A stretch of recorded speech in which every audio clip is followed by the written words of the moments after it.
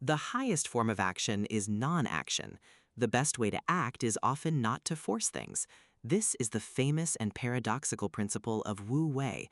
But before we dive into its depths, we must clear away a common and persistent misunderstanding. Wu Wei, literally translated as non-doing, is not laziness.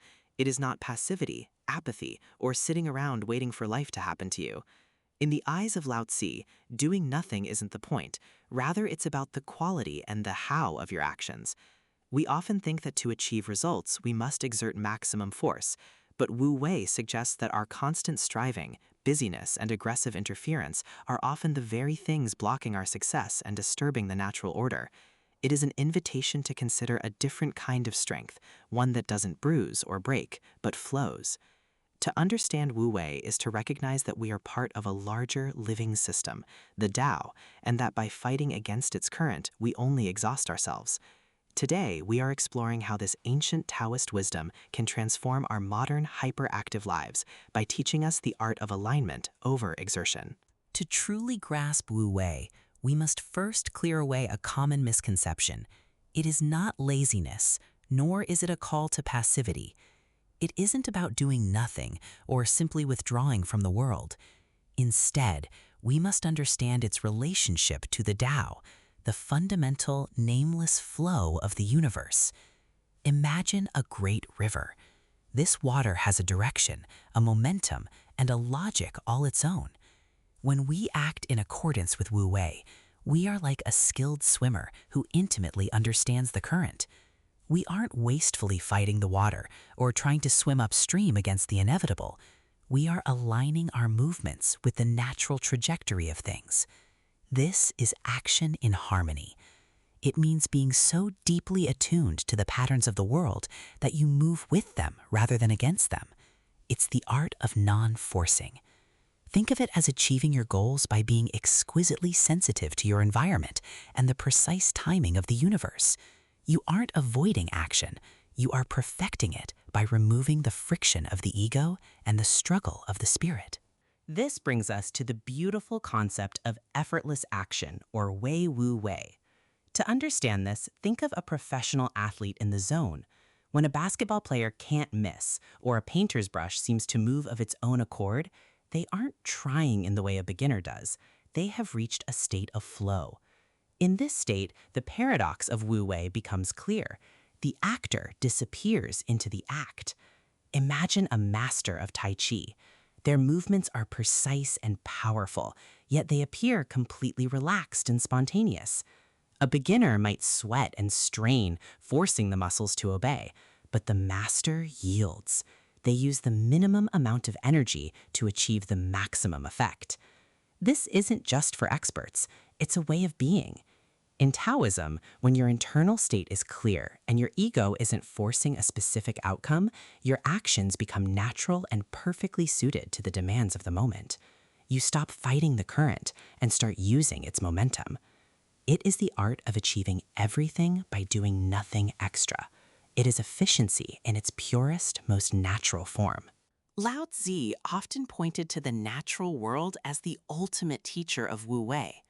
If you want to understand this paradox, look at the image of water. It is the softest, most yielding substance on earth, yet it can wear away the hardest stone over time. Water doesn't try to be strong. It simply follows its nature to flow downward, finding the path of least resistance. It doesn't fight the obstacles in its path, it flows around them, eventually smoothing the jagged edges through sheer, effortless persistence. Now, watch the wind moving through the leaves of a forest. The leaves don't resist the breeze, they dance with it. Consider the bamboo during a fierce storm. While the rigid oak tree might snap because it resists the wind with brute strength, the bamboo bends. Because it yields, it survives and remains unbroken. In nature, nothing is hurried, yet everything is accomplished. The seasons change, the flowers bloom, and the trees grow tall with the slightest hint of struggle. Nature doesn't force its results, it allows them to unfold, proving that the soft truly overcomes the hard. So, how do we actually apply this profound ancient wisdom to our chaotic modern lives? It really begins with developing the wisdom to know when to act and when to let things unfold. Think about how we live today. We often overplan, overthink, and try to overcontrol every single aspect of our surroundings. Wu Wei teaches us that sometimes the best thing you can do for a situation is to step back and give it space to breathe. Consider the growth of a seedling. You cannot make it grow faster by pulling on its leaves.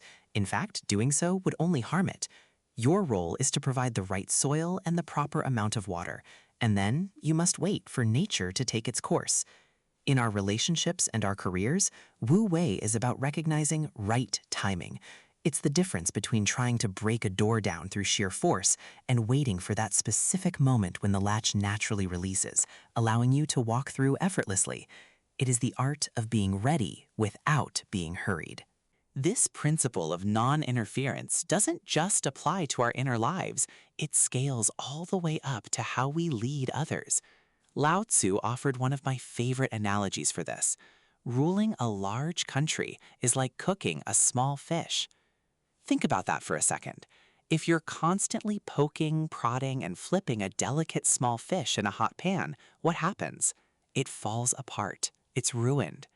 The same is true for a community or a nation.